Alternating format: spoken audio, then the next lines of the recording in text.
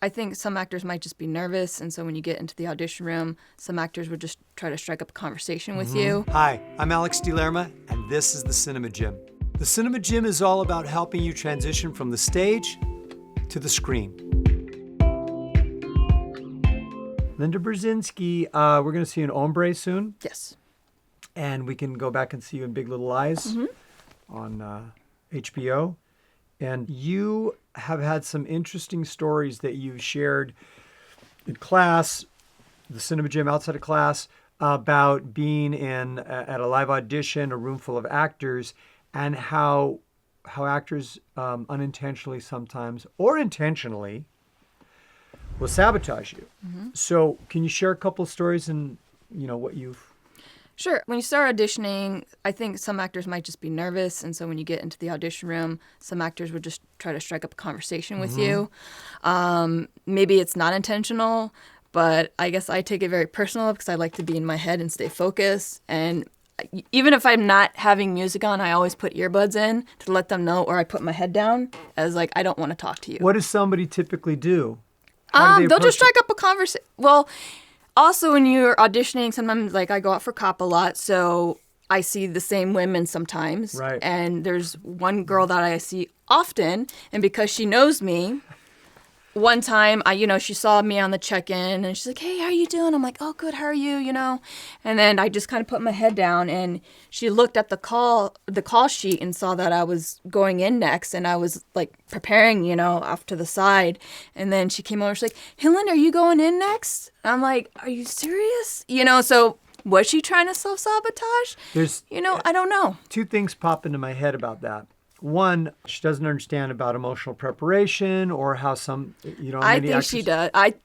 Okay. I personally, but whatever. Or number two could be she's trying to sabotage you. Yes, exactly. And if actors get chummy, or even when you're preparing, you might be in a room and there's like 4 other actors there and all of them are talking. Yeah. And maybe they don't care, maybe because it's only one line, but I take everything serious. I want to go in, I want to just bust it out, do my job and leave.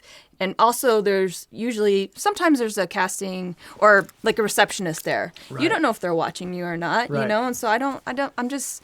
I'm not that type of actor. I just want to be prepared and, There's been times you've come to me to coach for an audition that only has 3 lines or 2 lines or even 1 line.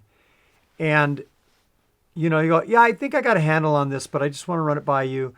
And then maybe I'll find one piece of behavior or something. And it's that effort to have that extra little edge. That work ethic has served you well because, there are no little parts, are there? Yeah, exactly. Just small actors. You talk about this girl that possibly had tried to sabotage you. I actually had an acting teacher, and she says, and here's a tip for you actors. When I came out of the audition room, the waiting room had a bunch of actors, and I did this. Yes. And I walked out. And the whole room of actors are all doing this. And sabotage. And I just sat there and went, did she actually just teach us to sabotage other actors? You know what? I might have to use that because it'll get other actors in their head when you come out and you're like, yes. It's right here on the Cinema Gym. There are no shortcuts. Sabotaging others can often work against you. Thanks for visiting the Cinema Gym. If these videos are helping you and you want to see some more, please like, subscribe, comment. Let's keep this thing going. If you're interested in classes, seminars, or private coaching, you can visit the website. Hope to see you in the gym soon. TheCinemaGym.com for virtual one-on-one coaching for camera.